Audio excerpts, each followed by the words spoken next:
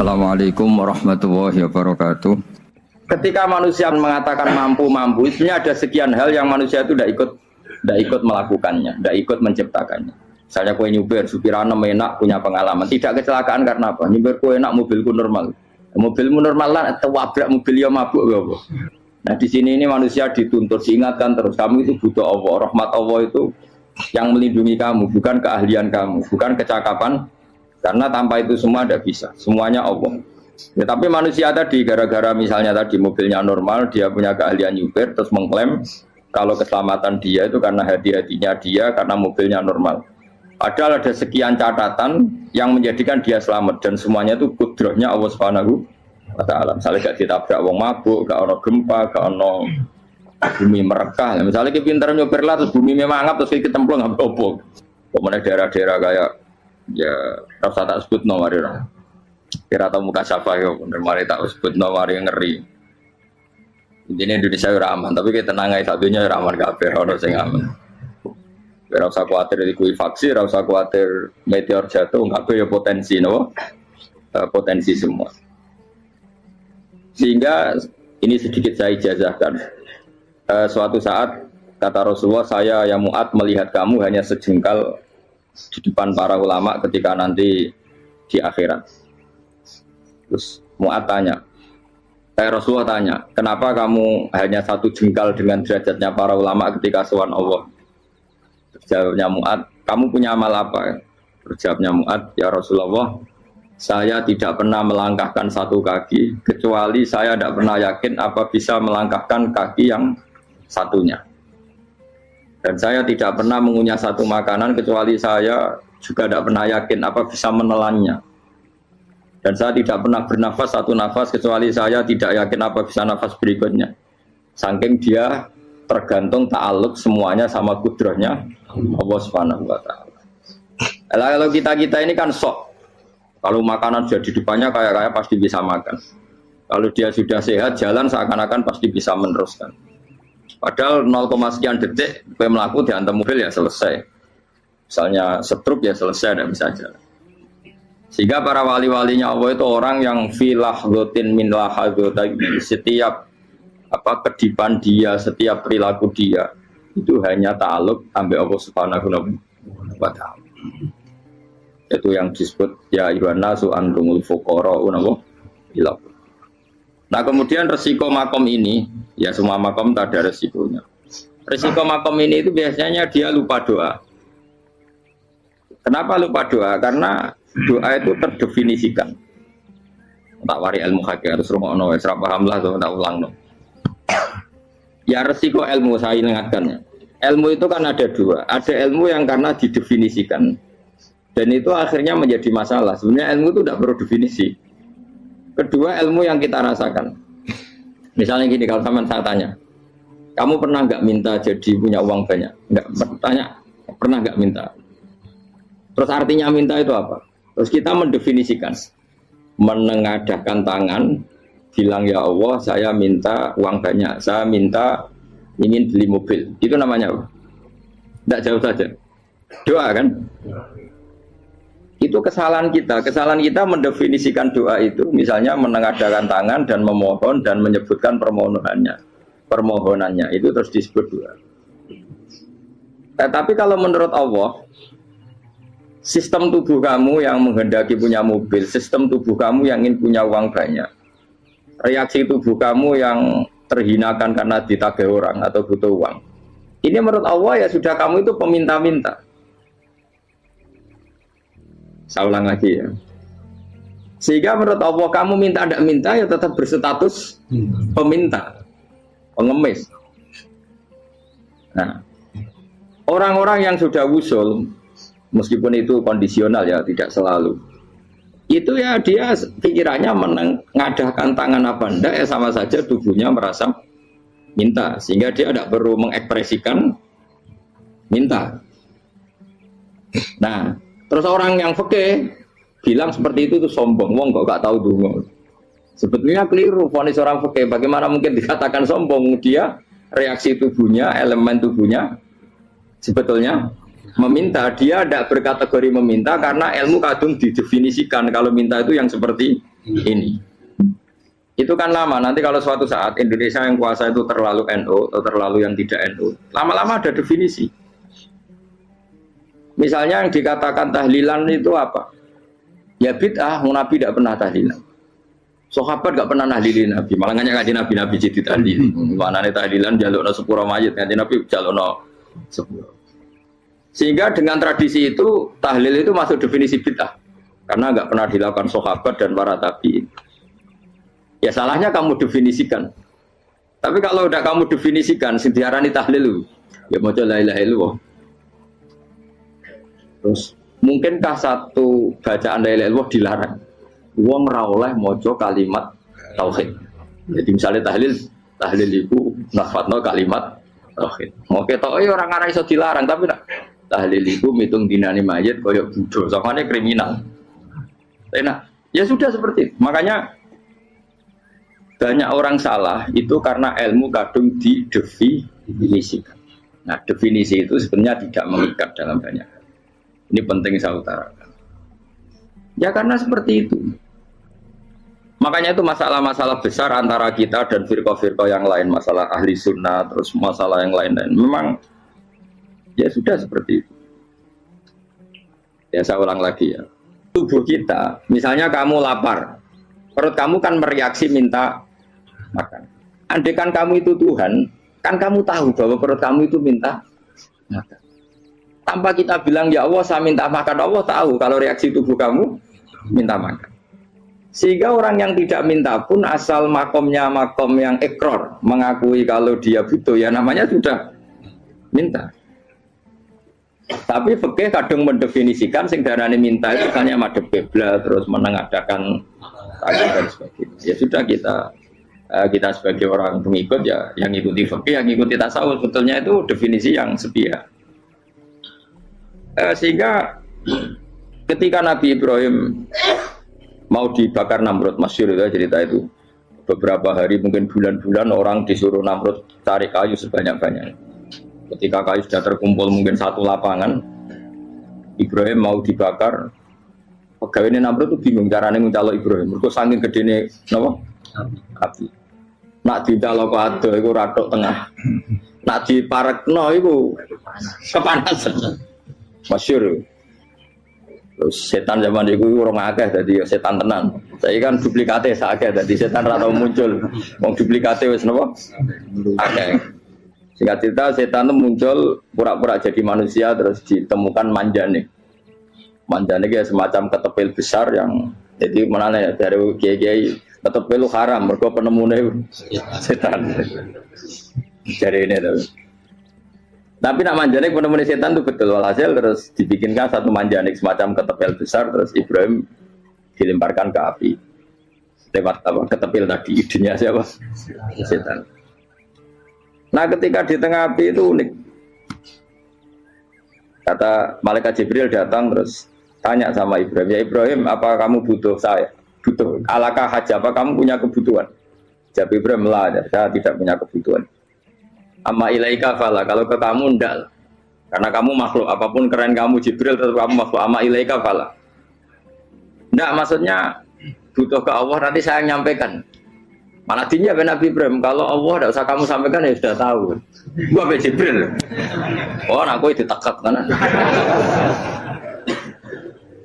Ya saya ulang lagi, apa kamu punya kebutuhan? Alaka hajalah, amma ilaika fala, kalau ke kamu ndak. Nggak, maksudnya butuh ke Allah, nanti saya sampaikan. Karena Jibril yang mentang-mentang dekat sama Allah dan tukang memberi informasi. Tapi kata Ibrahim, kalau ke Allah sih nggak perlu kamu, dia sudah tahu. Nah itu terjadi nazamanya Habib Abdul Haddad masyhur itu apa? Hasbi min su'ali ilmuhu bihali. Jadi cukup ilmunya Allah itu menjadikan saya tidak perlu minta. Hasbi min su'ali ilmuhu bihali. Jadi ada kondisi tertentu yang para wali itu, saya ulang lagi, kondisi tertentu yang para wali itu ya tidak minta. Tapi kalau itu ditiru jenengan semua ini jadi keangkuhan. Kenapa? Wes ora ndonga tangane ditenangano, atine ora eling pangeran, kan akhirnya tak jaluk tenan. Jadi aja niru wali-wali. Nah wali-wali itu kan misalnya tangannya tidak menengadah tapi semua sistem tubuhnya merasa butuh sama saya itu pernah gitu. Tapi itu kondisional dan saya juga ngulang nggak mesti bisa. Ketika saya umroh itu pernah saya ada satu kondisi itu doa ya di putaran pertama tos. Di putaran pertama saya berdoa ya agak banyak di multazam. Putaran kedua mau berdoa sudah tidak berani lagi. Sampai ke-7. Hari kedua ya tidak berani, hari ketiga nggak berani. Nah seperti itu tidak bisa dibuat-buat meskipun saya juga agak ingin. Tapi ya pas itu ya nggak bisa. Gara-gara itu korban kitab hikam, ya kitab hikam yang terkenal. Kitab hikam itu pernah cerita gini. Rubbama dallahum al-adab ala tarkit tolak. Terus di antara makalahnya itu wa inna ma yunabbahu man yajuzu alaihil ikhfal. Tapi kamu jangan niru dosa kan. Tapi jangan ingkar ilmu ini tambah dosa oke. Jadi niru ya dosa, ingkar ya dosa. Jadi ada seorang wali kata hikam. Kadang-kadang seorang wali itu mau doa diulang itu sungkan. Kenapa? Yang perlu diingatkan tuh yang potensi lupa. Allah kan masih ingat doa kemarin. Itu gara-gara saya sebelum umroh itu mensinau kitab hikam itu agar fitrullah. Ya Allah, sing tak dongani wingi ejek eling kok tak eling nomene. Dadi wa inna ma yunabbahu man yajuzu alil fal yang bisa diingatkan hanya orang yang potensi lupa. Sementara Allah tidak akan. Tapi kan akhirnya dongane eling. Ya Allah kayak kemarin. Hari ketiga ya Allah kayak. Makanya menurut saya ilmunya orang hakikat itu juga ada sisi kriminalnya karena ya tadi. Tapi kamu ingkar ya keliru. Memang Allah gak mungkin lupa, ngapain kamu ingatkan?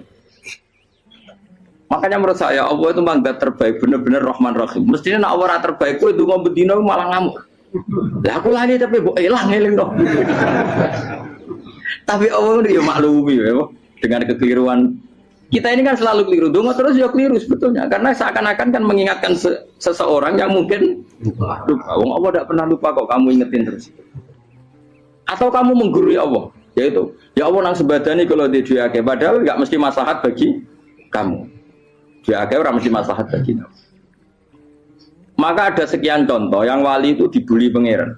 Saya sering cerita, banyak cerita wali itu dibully pangeran. Digarap ya pengen. Ini gara-gara salah itu. Saya pernah cerita dan itu ada di hikam betul di kitab itu ada.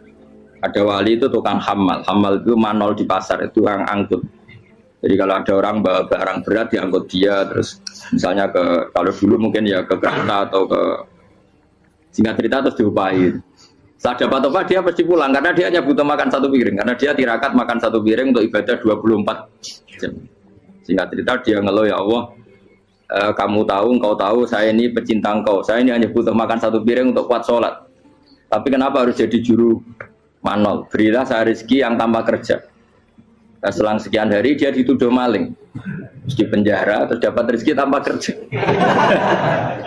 Dia terus ya Allah kenapa jadinya gini? Kan kamu minta rezeki tanpa kerja. Ya itu penjara itu rezeki tanpa kerja kan. Jadi Allah memperlakukan para walinya itu memang unik. Ya kadang dibully. Sehingga dalam cerita-cerita kenabian kata qadiyat itu nggak ada orang yang sering dibully Allah kayak nabinya. Karena nabi itu orang yang dicintai Allah. Jika salah sedikit saja itu cara pangeran itu cara kampus itu digarap supaya dipelonco dipoin salah sedikit. Misalnya begini, Nabi Yakub itu kan nabi. Dia mungkin nyon jauh nggak tersadar nyembelih apa itu anak sapi itu di depan indukannya. Ya beliau mungkin spontan saja, Pak. Kalau kamu yang melakukan pasti tidak ada hukumannya karena Allah tidak pati peduli sama kamu sudah lah. Artinya nggak peduli salah pantas saya nggak jelas ya gitu. Tapi ini Nabi. Ketika itu terus indukannya sapi tadi ya Allah Yakub itu kekasihmu. Saya tidak berani sama dia karena dia kekasih. Tapi saya tetap menuntut keadilan. Dia harus merasakan susahnya dipisah dengan anak. Meskipun dia tidak nuntut rasanya roh anak sebelah itu tidak ada se-ekstrim itu. Sapinya itu hanya nuntut ya Allah dia harus merasakan sakitnya terpisah dengan anak. Akhirnya Allah menciptakan Yakub mengalami terpisah dengan Nabi siapa? Itu kalau kata qadiyat, itu kalau yang melakukan tidak Nabi pasti nggak dibully Allah, dibiarin. Karena Nabi ini yang melakukan. Terus ini Nabi Yusuf lagi, mana rasa daftar wali berat. Nabi Yusuf itu di penjara itu karena terdolimi apa karena memang dia salah? Terdolimi. Dan ya Yusuf itu nabi. Nabi Yusuf itu nabi betul memang benar-benar. Meskipun ganteng dia nabi. Syaratnya nabi ganteng kira-kira mlebu. Nabi itu harus ganteng, enggak boleh. Nabi elek ora oleh. Karena Allah izin di kekasih kok kriting elek. Allah ya di selera dadi. Kabeh nabi mesti yang paling ganteng di kaumnya, yang paling nasab. Enggak boleh nabi kok pesek, kriting, enggak boleh. Tapi kalau sudah jadi orang soleh boleh. Tapi kalau nabi enggak boleh. Nabi Yusuf bukan, masyhur kan cerita Nabi Yusuf dengan siapa? Zulaikha. Dan belum ada orang dalam keadaan darurat masih cerdas kayak perempuan. Jadi singkat cerita, ketika Yusuf diajak Zulaikha selingkuh gak mau kan keluar dari kamar. Dalalah kebetulan wa alfaya sayyidah rajal. Itu si Zulaikha tadi spontan langsung bilang, wahai suamiku, apa hukuman orang yang ingin menodai keluargamu? Itu wong wedok. Padahal dia agak terencana, dia pun nggak bayangkan kepergok suaminya. Itu dalam keadaan kepergok itu masih cerdas. Suamiku, apa hukuman orang yang mau menyelingkuhi keluarga Anda? Singkat cerita suaminya murka, terus Yusuf di penjara, terzalimi. Ketika di penjara, kemudian Yusuf punya keahlian mentakwil apa? Mimpi. Kan tadi suaminya Zulaikha itu tidak sampai raja ya, kira-kira PM atau menteri. Raja itu punya mimpi yang bisa nakwil itu hanya Yusuf. Singkat cerita terus utusan raja datang ke Yusuf dan takwilan Yusuf terbukti benar. Tapi Yusuf ini seorang nabi, saya ulang lagi Yusuf seorang nabi dia tapi ya manusia. Bilang gini ke utusannya, coba bilangkan ke raja kamu di penjara ini ada orang yang di penjara secara terzalimi yaitu saya. Tolong laporkan ke majikan. Itu Allah tersinggungnya itu bukan main. Nabi kok lapor makhluk. Itu tersinggung. Nah, aku kan gak piye. Kowe ngajono proposal ya ora piye. Wis pokoke Allah kowe kuwi ora piye. Wong sampean swargane ya ora langsung wae ngono pokoke kira-kira kan sudah tidak perlu ditegur. Makanya fa'an sahu syaitanu dzikra rabbi fala bisa fi sijni bid'asin. Maka Allah mentakdirkan utusan raja tadi itu lupa melaporkan peristiwa Yusuf ke raja tadi, sehingga raja gak pernah dengar kalau ada orang di penjara karena Allah tersinggung. Wong kowe ku nabi kok lapore ambek penguasa. Ngono tok iku wis Allah tersinggung. Karena dia nabi, gak boleh nabi lapor makhluk. Jadi Allah itu dengan nabi itu sangat-sangat sensitif. Sangat-sangat sensitif. Yo begitu. Terus cerita yang terkenal, meskipun ini nggak ada di Quran, Nabi Musa. Nabi Musa itu pernah sakit gigi, karena dia mentang-mentang kalimullah, orang yang sering komunikasi dengan Allah, minta ya Allah, tolong tunjukkan obat gigi saya itu apa. Dan ini sama Allah dikasih tahu, kamu ngunyah suket ini, gitu. rumput ini kamu kunyah nanti pasti sembuh. Karena resepnya dari Allah ya pasti mujarab, nggak ke dokter. Sehingga tidak dikunyah terus sembuh. Suatu saat dia sakit gigi lagi, nggak konsultasi lagi karena masih punya resep tadi kopian apa resep. Dia datang nyari suket yang sama dikunyah tambah sakit. Tanya sama ya Allah ini kan resepnya yang sama, kenapa tambah sakit? Kata Yusuf, kata Allah, kamu itu kekasihku. Ora nak sing ngobati ku aku ra suket sembrono. Semenjak itu Yusuf Nabi Musa ora pernah taruh resep lagi sudah. Andaikan tuh kamu, pasti Allah juga gak tersinggung. Makanya kata qadiyat, kenapa para nabi sering ditegur itu bukan karena Allah murka, nabi itu beda. Jadi kesalahan kecil atau apa-apa yang menurut kita ada salah itu untuk nabi salah. Makanya di ahli sunnah ada kaidah apa? Mimba bi hasanatil abror sayyi'atul muqarrabin. Pernah dengar kaidah apa? Mimba bi hasanatil abror sayyi'atul muqarrabin. Sesuatu kalau dilakukan umumnya orang itu hasanah atau kebaikan, tapi kalau dilakukan para nabi itu salah karena apa? Saking dekatnya dengan Allah. Saya ulang lagi apa? Mimba bi hasanatil abror sayyi'atul muqarrab. Jadi nabi itu beda. Para nabi itu orang-orang yang mengalami fikir yang doa resmi kayak siapa tadi? Definisi fikir ya sering. Kayak definisi orang tasawuf yang sering. Sehingga ketika Nabi berdoa ya memang secara disiplin ilmu yang namanya berdoa ya minta Allah dengan mengadakan tangan. Ketika enggak berdoa karena Nabi sadar Allah tidak perlu diingatkan lagi, pasti masih ingat. Jadi dua-duanya benar terus. Makanya Nabi itu lam yazal fitaroki, Nabi itu selalu naik derajatnya. Karena pas minta ya benar, pas tidak minta ya. Kalau kamu turun terus, pas minta itu karena tomak kamu, hadun nafsi kamu, serakah kamu, tapi nggak tahu diri, pantas taura dengan permintaan. Kayak gue misalnya dungo dia jadi wali, soalnya Allah tersinggung, bocah atau tirakat atau dia harus jadi wali. Tapi gak dungo ya Allah tersinggung, kere atau dungo. Jadi orang kalau tidak wali itu sudah keliru terus. Jadi gue di sepuro, tapi tak kira itu ada. Ya jajal gitu maju wali kok sabtu kok dirjilan. Kira-kira Allah tersinggung ngapa nyembah jadi? Kira-kira tersinggung. Tapi misalnya kira tahu donga kepengen kau Imam Syafi'i, apa yang tersinggung? Bocah ora di idola. Terus piye Gus? Piye kadung salah biasa wis. Wis bakat salah no. Bakat salah. Wis dongane sing gampang ae mesti bener Rabbana dzalamna anfusana wa lam taghfir lana wa tarhamna lanakunanna minal khasirin. Saya pernah punya kitab dan kitab itu menurut saya luar biasa. Bahkan ketika adu bully itu, adu cara mahasiswa itu kayak pelonconan itu. Nabi sama Nabi pengiran gitu. Dan itu sekali yang satu salah melakukan disiplin ilmu, pengiran itu degradasi. Dan Allah memang mengancam gitu. Tes-tesannya ya lucu. Misalnya begini. Kata Nabi Musa kan ditanya. Ketika dia khutbah ditanya orang. Siapa orang paling alim ya Nabi Allah? Sekarang orang paling alim itu siapa? Nabi Musa jawab, saya kan. Ya itu Allah tersinggung karena wong kok mletene ngono. Tapi andai kan Nabi Musa kok jawab Fauzi itu salah, tambah salah meneh. Tahun jawab Ruhen, malah salah meneh. Tapi jawab Musa ya salah. Saya Gusti, saya kan. Orang paling alim siapa? Saya. Allah memperingatkan Musa, ada seseorang yang lebih alim ketimbang kamu. Coba kamu harus ketemu dia. Ketemu singkat cerita ketemu Nabi siapa? Terus dalam 3 sesi ini, 3 babak ini buli-bulian. Nabi Khidir itu dalam 3 babak ini selalu kelihatan salah. Di antaranya adalah cara sekarang ya mungkin di gonjaan sepeda motor atau perahu kalau dulu yang menggratisi dia numpangi sepeda motor malah spionnya dicopot gitu. Spionnya dicopot, dirusak.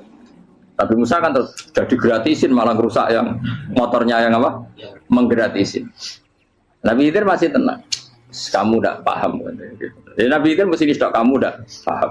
Itu kata Syurrahul Hadis termasuk Ibnu Hajar Al-Asqalani bilang gini. Setelah itu kedua membunuh anak kecil. Musa tambah marah. Anak yang belum punya dosa kok kamu sampai 3 kali ada 3 peristiwa. Itu kata Syurrahul Hadis. Andai kan Musa kok diam tidak protes, maka dia akan disalahkan Allah. Karena dia berarti membiarkan kemungkaran di depan matanya tanpa reaksi. Jadi sebetulnya ketika Musa berontak itu Nabi Khidir, Nabi tenan itu. Itu kan unik. Tapi berontak itu disalahkan. Jadi angel sandi tes-tesan jadi Nabi itu ya angel. Misalnya kok Nabi Musa itu kayak model santri Jawa Timur. Nabi Khidir salah, nggih nderek mawon. Ya ora nabi jero barang mungkar. Menengae. Berarti yo nabi goblok ngono kira-kira. Makanya memang Musa harus konsisten seperti itu, harus demo terus. Kayak saya misalnya sebagai kiai fikih, kiai ya harus seperti ini cara mulang saya. Enggak boleh saya misalnya terus anut mulang terus tawadhu semeneng itu ora karu-karuan. Jadi andai kan Musa kok tidak protes itu malah salah. Ya memang harus. Dan itu Nabi Khidir Nabi tenang. Makanya Nabi Khidir akhirnya respect. Tidak ada hati sebaik Abu Musa. Risi itu gak nyaman ketika melihat kamu. Jadi itu sebenarnya poin. Tapi lucunya Nabi Khidir ya nyalan. Takkan dari rasa kok kamen takok. Tapi yang disalah no. Ya aku cari Nabi Musa. Dia jajal, gak peristiwa meneh aku tak sabar rata kok. Bareng. Kok jajal nih. Barang dijajal ya protes meneh. Barang protes meneh, tinggal 1 kali kesempatan. Kowe takok meneh wis ora dadi murid. Dikasih kesempatan lagi ya protes meneh deh. Tapi itu justru itu menjadi kelebihannya Nabi Musa karena syarat seorang nabi adalah al-musara'ah ila inkaril munkar kata Ibnu Hajar Al-Asqalani. Syarat seorang nabi adalah secepat mengingkari sesuatu yang mungkar. Enggak boleh. Ya toh misalnya kita jadi murid terus gurumu itu gandeng artis atau gandeng penyanyi dangdut dia derek mawon. Jadi guru bumbet goblok. Tapi kowe ngloroi guru tersinggung. Ora ro hikmah e. Kan bingung loh. Di guru ini Pak bingung loh. Lalu kita guru jadab, dorong Jawa Timur apa? Gurumu gandeng penyanyi dangdut. Reaksimu biasa saya takut. Ayo loh, nak elek kan gak iri. Biasanya nak elek itu gak iri. Kamu pak. Sing ayu, sing potensi iri. Kira-kira reaksi kamu itu milih derek mawon apa berontak? Nak gurumu wong alim, mesti nak pasti meneng. Muridku gila, gak sensitif. Roh barang mungkar dilakukan di depannya kok tidak reaksi, tidak protes, geblek tenan. Tapi lucunya guru mau nak protes ya, gak luwe akhlak. Guru lagi senengnya kok ora oleh. Nah, Nabi itu kan bully-bulian. Jadi Nabi Khidir dengan Nabi Musa itu tebak-tebak. Karena dua orang ini sama-sama kekasih Allah. Itu Nabi Musa justru barokahnya itu dia tidak pernah kelasmennya di bawah Nabi Khidir. Semua ulama sepakat kelasmennya Musa tetap di atas Nabi Khidir. Sehingga yang berlaku ya tetap ilmunya Nabi Musa, bahwa membunuh anak kecil tidak boleh, merusak perahu milik orang lain tidak boleh. Karena Allah tetap lebih respect dengan ilmunya Nabi Musa. Nabi Khidir tetap ilmunya nggak dipakai, meskipun dia disebut hakikat. Karena ilmunya Nabi Khidir ngani ngoyo. Ngani ngoyo wong ape mutusno ngenteni nginceng Loh Mahfud. Lah sing iso iku sapa? Barang ra mungkin kok. Makanya Nabi Khidir terakhir menutup kalimatnya wa ma fa'altuhu an amri. Dzalika ta'wilu ma lam tasbi alaihi sab. Aku dhewe nglakoni ini ya ora roh, wis ditakdir nglakoni ngene wae. Dadi Nabi Khidir ya ora paham. Jadi wa ma fa'altu an amri itu akhir kira-kira artinya saya sendiri tidak melakukan ini karena inspirasi saya sendiri atau keputusan saya sendiri. Tahu-tahu saya ditakdir melakukan. Karena pas itu Nabi Khidir disetting semuanya dengan ilmu hakikat, yaitu bayi tadi memang kutiba kafiron, kutiba kan apa? Kafiron. Memang dia nanti kalau umur nganti tua ditakdir mati kafir. Daripada mati kafir nanti, ya sudah mati sekarang. Tapi nggak mungkin kan ada syariat daripada soben beling pateni kecil. Ora syariat, tetap ikut Nabi Musa. Makanya kata Ibnu Hajar Al-Asqalani itu uniknya Allah sama para wali-walinya. Wali ku klirullah itu tuh disenengi pengen. Terus pengenan nabi-nabi ini yo kecil-kecil kan yo panjang nak wong. Terus keempat kan. Tadi kan saya punya contoh 3, ini contoh keempat, ini terakhir. Akhirnya kok ilmu meracu cukup malah bingung. Nabi itu minggat itu boleh enggak? Tanpa pamit, minggat itu pergi enggak pamit itu boleh enggak? Enggak boleh. Rasulullah meskipun kayak apa disakiti di Mekah itu enggak pernah minggat, enggak pernah hijrah. Saya ulang lagi karena butuh izin. Tapi Allah pernah punya kekasih yaitu Nabi Yunus. Nabi siapa? Yunus. Itu Quran meredaksikan ya abako. Abako itu terjemahnya apa? Minggat. Kalau pergi itu dahaba. Tapi ini Allah meredaksikan itu abako. Abako itu ya minggat. Nabi Yunus itu dakwah di daerah Nainua. Nainua itu ya Babylon sana. Kampungnya namanya Nainua. Ya daerah Babylon. Babylon itu kalau di geografis modern ikut Irak. Ikut mana? Irak. Jadi Kufa, Basra, Babylon, terus siapa itu yang mengalahkan pasukan Yahudi dulu itu Buktanasor, Buket Nasir itu ikut mana? Babylon, apa? Babylon. Bama unzila alal malaka ini di Babila Harut Amar. Makanya kalau ulama-ulama melihat Irak kacau sampai sekarang itu tidak kaget. Irak itu Ardun Mal'unah kalau di kitab-kitab, bumi yang memang sudah terlaknati mulai dulu. Sehingga ketika ada kasus Saddam Hussein sekarang itu ulama tidak kaget. Zaman Rasulullah Sugeng itu Irak itu termasuk sudah bumi yang guna keazalah. Jadi di sana pasti banyak fitnah. Fitnah pertama yang dicatat sejarah adalah Mautul Husain apa? Kabudutnya Said siapa? Husain di Karbala. Era Imam Syafi'i adalah zaman mifnah, ulama dibantai karena dipaksa mengatakan Quran apa? Makhluk. Terus konflik-konflik sampai era Saddam Hussein terus era sekarang jadi. Nah kita ini ulama sebenarnya tahu tarikh itu. Tapi di era modern kan dianalisis karena campur tangan ini itu ya sudah lah. Sebab goblok pun aja daripada membantah-bantahan olahraga. Ibu goblok, ibu pinter. Sekarang kan analisisnya kan, wah ini ada campur tangan pihak ketiga diciptakan ya saunu ini. Ya kalau intelijen harus ngomong seperti itu. Kalau kita seperti ulama memang dari dulu dicap Nabi hunalika az-zalasil wal fitan. Saya teruskan. Nabi Yunus itu dakwai kaumnya itu lama sekali dan tidak iman. Nah semua nabi kalau kaumnya tidak iman itu diberi hak Allah ngancam akan adanya adab apa? Ngancam akan adanya adab. Nabi Yunus ngomong gitu terusin. Nanti kalau kamu tidak iman itu pasti kena adab. Anggap saja dia ngancam gitu sudah berbulan-bulan. Singkat cerita Adab baru tinggal 3 hari lagi. Ayo nang iman, tinggal 3 hari lagi. Ya kira-kira dia ngomong misalnya Ahad, berarti Ahad, Senin, Selasa, atau kamu milih Selasa ya Rabu, Kamis. Singkat cerita Ahad itu dia gak kuat. Wah semane kurang telung dino kaumku tetap orang iman. Mangkel asal minggat deh. Mau minggat ya jadi mau minggat kan nggak punya tujuan. So asal pergi jauh saja. Ada perahu, sekenanya dia naik saja. Namanya minggat nih. Kalau bawa bekal terencana, bawa visa, paspor kan plesir namanya. Jadi minggat itu ya enggak, ya sekenanya nggak persiapan. Singkat cerita sampai ikut perahu nelayan tadi, terus zaman itu ya ada mitos kalau ada gelombang yang nggak wajar pasti ada orang minggat. Terus ditanya siapa yang minggat, Nabi Yunus kan orangnya jujur saya katanya. Gitu. Ya sudah yang minggat harus dicemplung gitu. Terus ada yang agak baik, ya jangan gitulah. Ini kan kita semua butuh selamat, judi dulu. Terus judi satu lagi ketemu Yunus. Coba mungkin salah udahnya judi lagi ketemu sampai 3 kali ketemu Yunus. Makanya fasahama fakana minal mudhadis, diuji dia kalah kemudian tenggelam. Fal taqamahul khutu wa huwa mulim. Terus dia diuntal, ditelan oleh ikan nun. Di situ ikan nun digambarkan saking besarnya itu. Dan ini uniknya Allah sama kekasihnya. Sudah Allah menyalahkan tapi unik. Ikan ini kan itu sama Allah dikasih instruksi. Kamu nggak boleh makan dia, dia kekasih saya. Terus ketika di tengah di perut apa? Ikan, dia kegelapan. Terus Nabi Yunus cita-citanya satu, ya Allah. Kalau saya sumpah kiri saya tidak bisa baca tasbih. Karena sama Allah disulap perut ikan itu jadi masjid. Jadi dia di dalam perut ikannya santai saja tetap wiridan. Santai.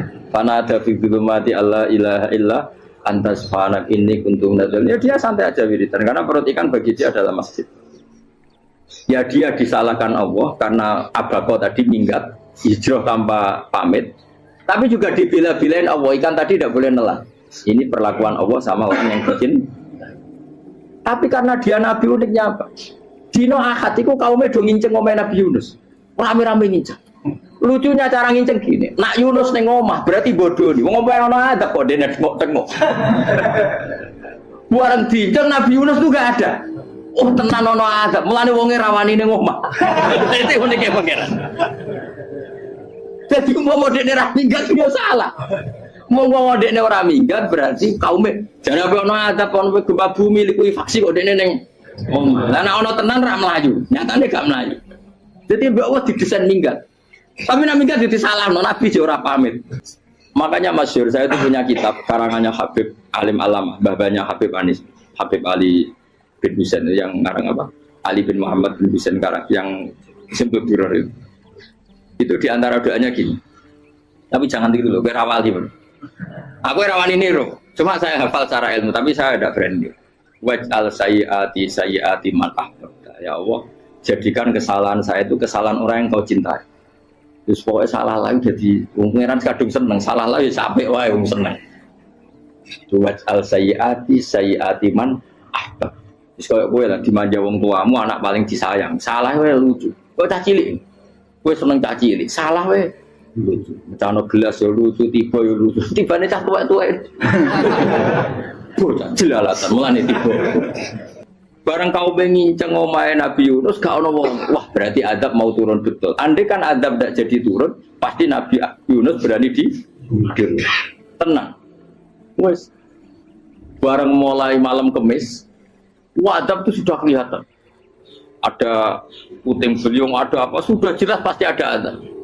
Kaum yang lapangan tobat finish.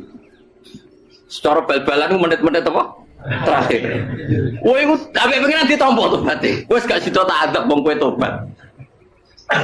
Singkat cerita Nabi Yunus hari ketiga atau apa dia selamat. Pakai versi yang umum saja. Selamat. Faltaqamaul hutu bahwa falaulah annahu kana minal musabbihin ala bi tafiqatni la yaumi yubasir. Akhirnya dimuntahkan sama ikan tun tadi terus dia keluar.